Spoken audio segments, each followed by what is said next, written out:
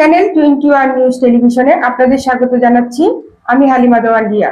মুন্সিগঞ্জের ঐতিহ্যবাহী রিকের বাজার উচ্চ বিদ্যালয়ে উৎসব মুখর পরিবেশে অনুষ্ঠিত হয়েছে অবসরজনিত সংবর্ধনা অনুষ্ঠান ও শিক্ষার্থীদের মাঝে স্কুল ড্রেস বিতরণ। দীর্ঘদিন শিক্ষা বিস্তারে গুরুত্বপূর্ণ অবদান রাখায় বিদ্যালয়ের প্রধান শিক্ষক হৃদয় কৃষ্ণ মণ্ডলকে ফুলের শুভেচ্ছা ও সম্বর্ধনা স্মারক প্রদান করা হয়।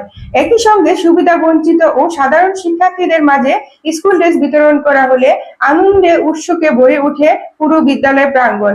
আয়োজিত এই অনুষ্ঠানে স্থানীয় রাজনৈতিক সামাজিক শিক্ষাঙ্গনের ব্যক্তিবর্গ, শিক্ষক, শিক্ষার্থী ও অভিভাবকদের উপস্থিতিতে বিদ্যালয় ক্যাম্পাস প্রাণবন্ত হয়ে ওঠে। বক্তারা বলেন, একজন আদর্শ শিক্ষক শুধু শিক্ষার্থীদের আলোকিত করেন না, বরং একটি সমাজ সুন্দর ও জাতি গঠনে গুরুত্বপূর্ণ ভূমিকা রাখেন।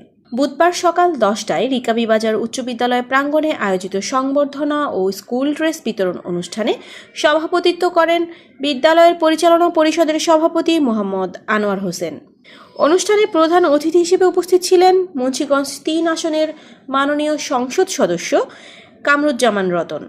বিশেষ অতিথি হিসেবে উপস্থিত ছিলেন জেলা পরিষদ চেয়ারম্যান AKM ইরাদত হোসেন মানু, বিশিষ্ট শিল্পপতি ও জেলা বিএনপির সদস্য আলহাজ মোশাররফ হোসেন পুস্তি, মুন্সিগঞ্জ জেলা বিএনপির সদস্য মোহাম্মদ সুলতান আহমদ এবং মীরকাদিম পৌরসভার সাবেক মেয়র মোহাম্মদ হোসেন রেনু, মীরকাদিম পৌর বিএনপির সভাপতি মোহাম্মদ জসিমউদ্দিন আহমেদ, মীরকাদিম পৌরসভার সাবেক কাউন্সিলর মোহাম্মদ মর্তুজালি হীরা।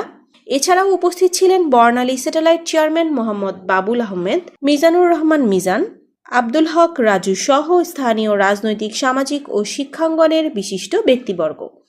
অনুষ্ঠানে বিদ্যালয়ের প্রধান শিক্ষক হৃদয় কৃষ্ণ মণ্ডলের দীর্ঘ কর্মময় জীবনের বিভিন্ন দিক তুলে ধরে বক্তারা তার সততা, নিষ্ঠা ও শিক্ষাবান্ধব কর্মকাণ্ডের প্রশংসা করেন। পরে তার হাতে সম্মাননা স্মারক তুলে দেওয়া হয়। একই সঙ্গে শিক্ষার্থীদের মাঝে স্কুল ড্রেস বিতরণ করা হলে শিক্ষার্থী ও অভিভাবকদের মাঝেও আনন্দের আবহ সৃষ্টি হয়।